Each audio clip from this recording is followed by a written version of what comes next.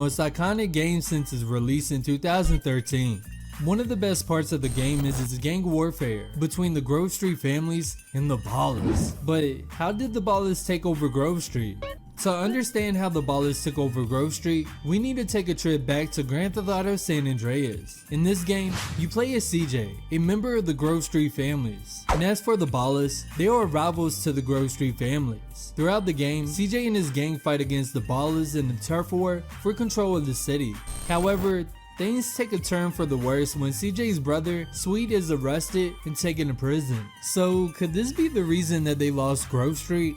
Well, you see, at the end of Grand Theft Auto San Andreas, CJ takes over Los Santos, turning the once diverse city into Grove Street territory. Glen Park is our hood now, punks. But unfortunately for us, GTA San Andreas and GTA 5 share two separate universes, despite sharing Easter eggs, crossovers, and overall characters. And while some may say that this is pointless, this is actually something that we can use to understand the fall of the Grove Street families in the HD universe. We know that there are 5 main reasons that Grove Street fell in the 3D universe. Number 1 being abandonment.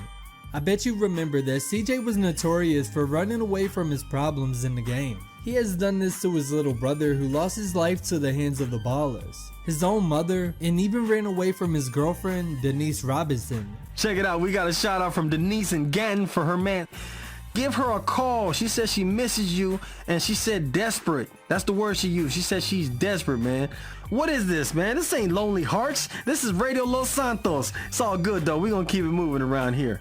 Which, not to be confused with GTA 5's Denise Clinton. But CJ ran away from his problems so much, it caused family issues between him and Sweet, and even made him lose respect around the hood. Which is why we receive dialogue from our homies saying stuff like this. "Not again, CJ. CJ, I knew you was a buster." And other things hinting around CJ running away when stuff got tough. So what if GTA 5 CJ just ran away when trouble came his way, leaving Sweet to face the tragic events of 1992 alone? We end up hearing an NPC mentioning OG Johnson in GTA 5. So is it possible that he could have been talking about Sweet Johnson, since he is a hit OG over the game, before and after 1992, at least in the 3D universe? I know some of you may shoot this down due to Sweet Johnson wanting to stay in the hood after CJ bribed him with fortune and fame.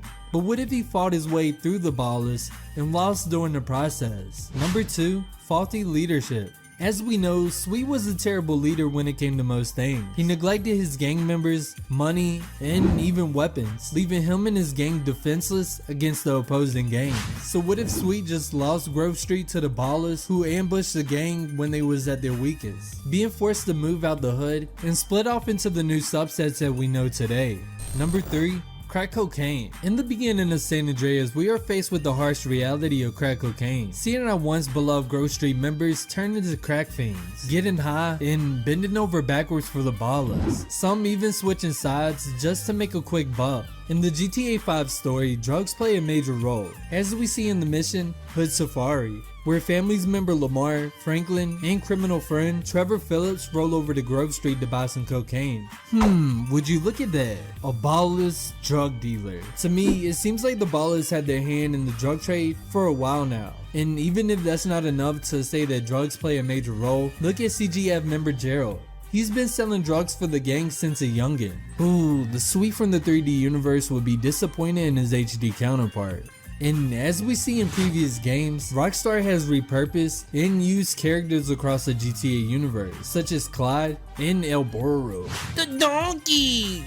Number 4, crooked police. Another factor is the LSPD and Crash Division. Crash in 1992 worked hard to put stop to local gangs, and while some Crash officers strayed off and became drug lords, such as Officer Tenpenny, others worked hard to put away these criminals. So if GTA 5 had a cop similar to Frank Tenpenny, then all them local gangs would have been set up to fail. They would be constantly set up to fight each other, as we saw on the mission Catalyst, when Tenpenny told every gang in the city about crates filled with guns and ammo, ending in the Vagos, Ballas, and GSF having a standoff in the middle of the street, ending in a bloody and brutal war between the three.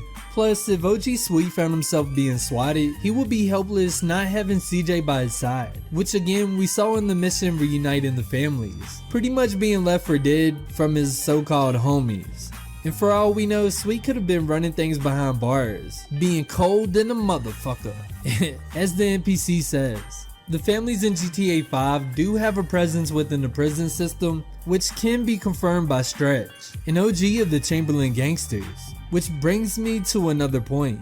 In number 5, backstabbing friends. In San Andreas, we are betrayed by Ryder and Big Smoke, which played a major role in the fall of the GSF. So could we have faced the same issue before the events of GTA 5 leading to the fall of the Grove Street families and possible death of either Grove Street member? I'm not directly saying that Ryder or Big Smoke caused the fall of the GSF, but I wouldn't be surprised. Think about it like this: with the disappearance of Carl Johnson, poor leadership of Sweet, the crack era, and betrayal of our close homies, we were bound to lose our hood to the ballas. And I know you may be wondering, what if CJ was included in these events? How would the aftermath turn out? Well, I already made a video